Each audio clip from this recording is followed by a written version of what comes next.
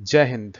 I am Dr. Ashutosh Pandey, and in this video we are going to talk about the biodiversity hotspots in India.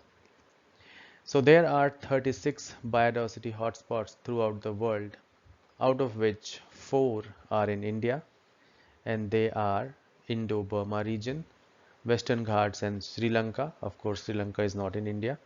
Sundaland, the Nicobar part of India, and Himalayas. Earlier there were 2, Western Ghats and Eastern Himalayas. Now there are 4, and if we consider certain recent news, then we can say that 2 more contenders are there to be added in this list. They are Sundarban and Terrai-Duar Savannah grassland.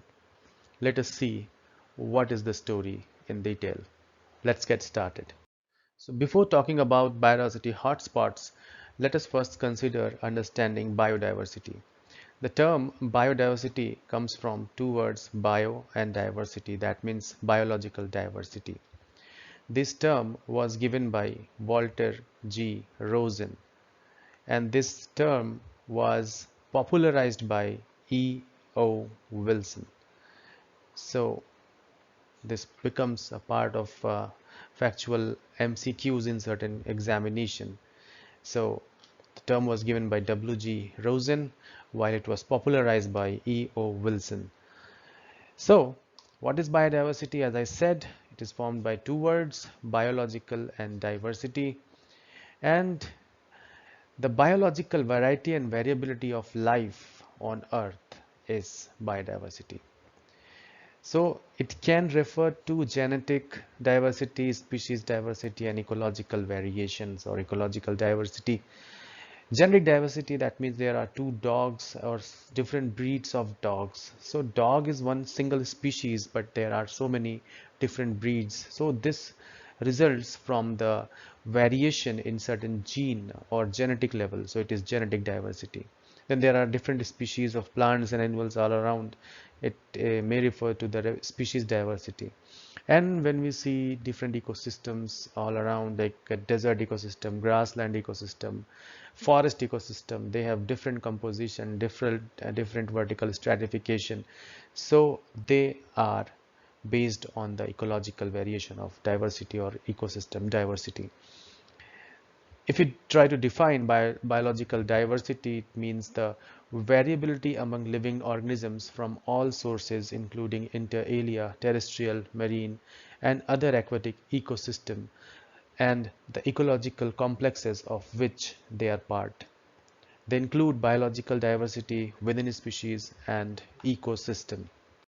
So after a brief introduction of biodiversity, let us now talk about biodiversity hotspots. So it is a biogeographic area that is both large biodiversity reservoir and one that is under threat of extinction. So biodiversity hotspots may refer to a group of 36 ecologically diverse locations throughout the world that have lost at least 70% of their natural vegetation or the vascular plants. The hotspot represent an opportunity to conserve the diversity of the earth, or rather of life on earth. Do you know that life on earth has suffered 5 mass extinctions of biodiversity in its long history, caused by massive volcanic eruptions, deep ice ages, and then we have meteorite impacts and clashing continents. But some scientists believe that 6 mass extinction has now begun. We are going to be part of it. Not sooner, but maybe sometimes after. But yeah, we are going to be a part of it. And some of them believe that that is going to happen. To be called a hotspot, a region has to be able to fulfill at least 2 criteria. We have to remember these 2 criteria. What? The first one is that it should comprise at least 1500 species of vascular plants, or we can say that more than 0.5% of the world total plants should be there, and they should be endemic. These plants should be endemic. That means they are found only here and nowhere else. Okay, endemic plants are those, or endemic species are those which are found at a specific geographical location and nowhere else. It should have lost greater than or equal to 70% of its original habitat. There are two conditions. First one is this. Then there should be 1500 species at least of vascular plants, and it should have lost greater than or equal to 70% of its total original habitat or original vegetation for that matter. So when we talk about biodiversity hotspots in India, India contributes around 88% of the global biodiversity, and as of now we are having 4 biodiversity hotspots. These are Himalayas, Western Ghats, Indo-Burma region, and Sundaland, the Nicobar Islands in India. They cover Sundaland along with some other parts of that area which is not in India.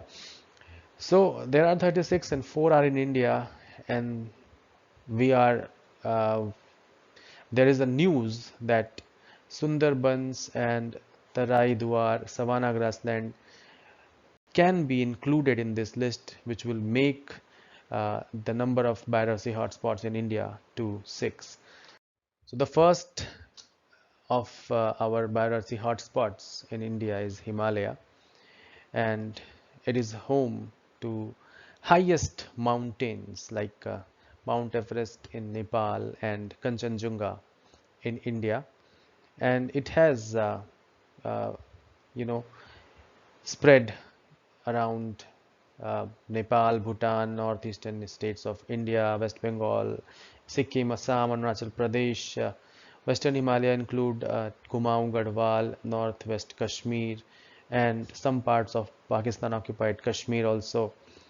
So, and it has the hotspot has a big area. The extent is very high. So let us see what species are there. So species diversity at this Himalaya is very important because it is having number of birds, mammals, vultures, tigers, elephant and rhinos, and there are around 10,000 species of plants in this region, uh, and 1/3 of this is endemic. So this is a big thing. So these are certain numbers. You can pause this video to make note out of it. So let us talk about the second one, the Western Ghats. So in Western Ghats, which is also known as Sahyadri range. So what is Western Ghat? First of all, so if I draw half map of India from Gujarat and through, you can consider it. So from the Gujarat southern part, there is a mountain range which extends up to Kerala. So these ranges around are known as Western Ghat, and they actually extend to Sri Lanka also, but we are not considering Sri Lanka here because Sri Lanka is not in India, it is a different country. So it is not being a part of India is regarded as biodiversity hotspot in South Asia. Climate, ecology and evolution are all comparable in these two locations. The Western Ghat, also known as the Western Coastal Plain, it covers 1.6 million square kilometer and stretch parallel to India's western coast from Gujarat to Kerala, as I've said. So this region has majority of deciduous trees, and there are certain rainforests also. The majority of amphibians and 62% of reptiles discovered here have never been seen before or at any other place. So let us talk about the species diversity and endemism in this region. So there are around 6,000 vascular plants all around, and which belongs to 2,500 genera. Out of them, 3,000 are indigenous to this area. And the Western Ghat region is thought to have given birth to most of the world's spices. मसालों का ये पूरा क्षेत्र है. That includes black pepper, kali mirch, and cardamom, elaichi. So majority of these species may be found in this Agastya Malai hill, which are located in the far southern part of our country.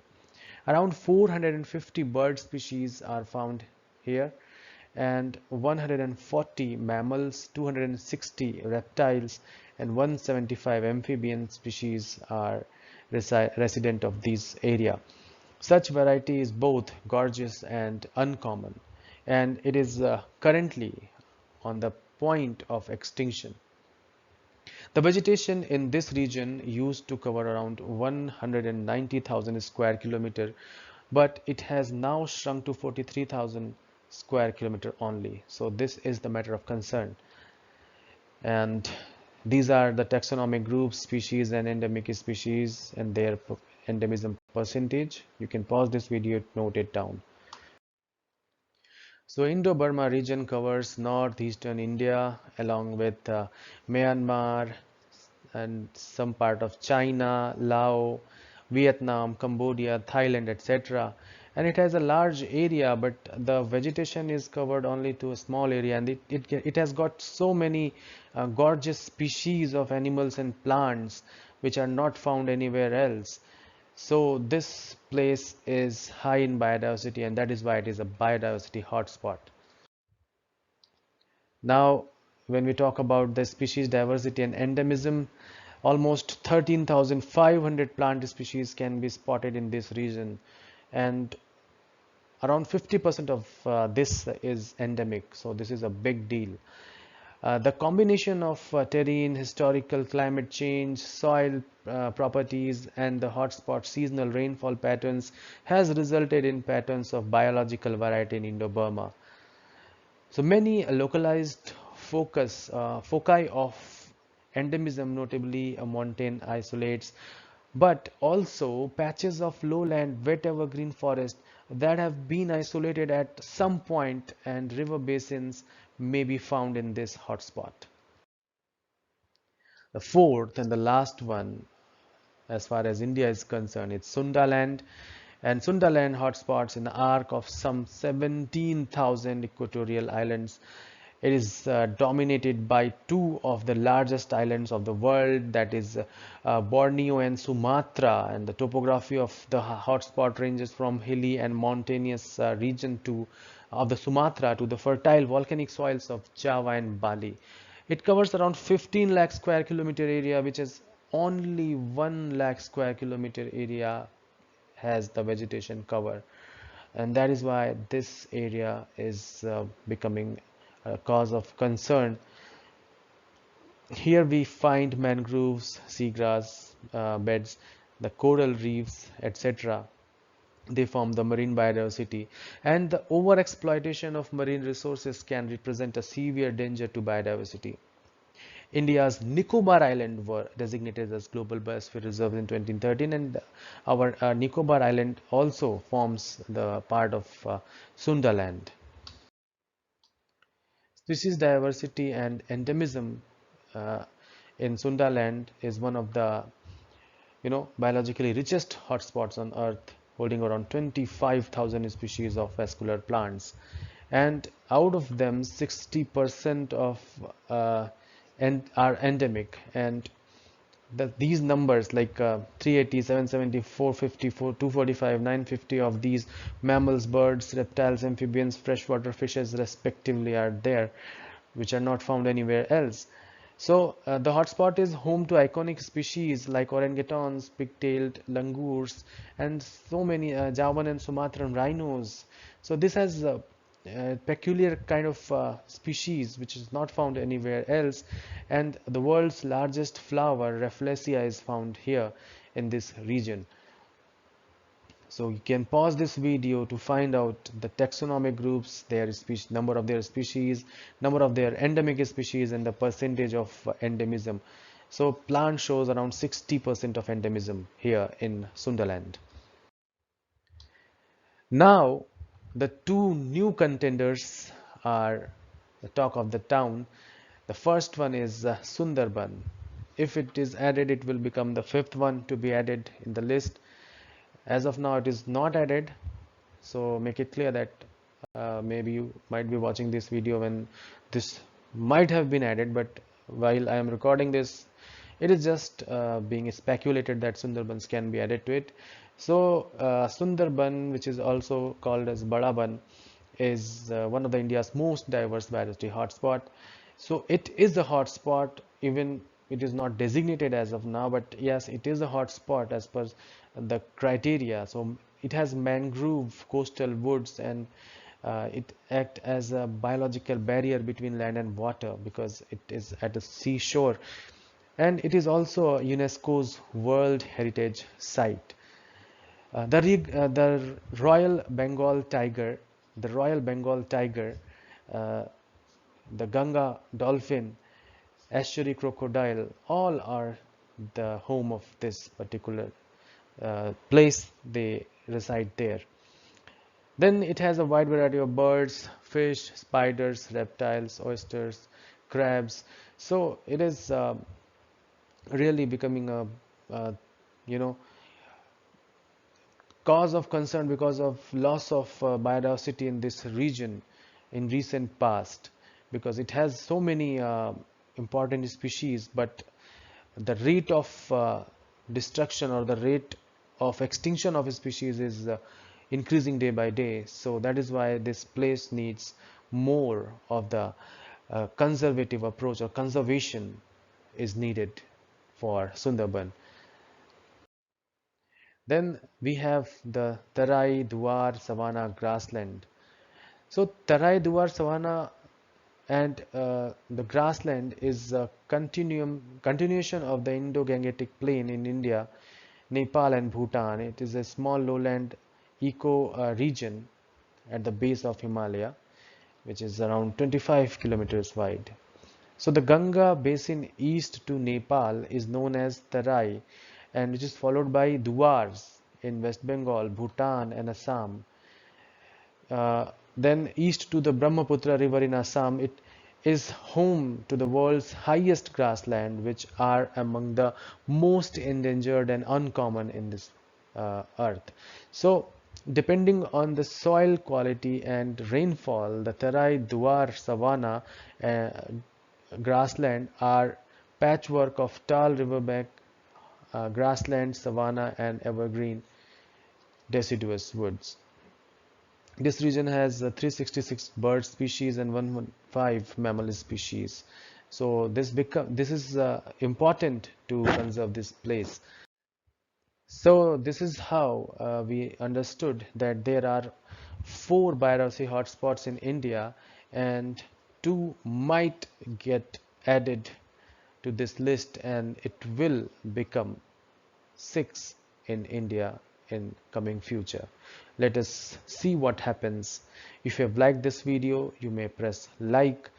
You can share this video with students, and you may write in the comment that what kind of videos and lectures would you like to see on this channel. Thank you very much for watching. Jai Hind.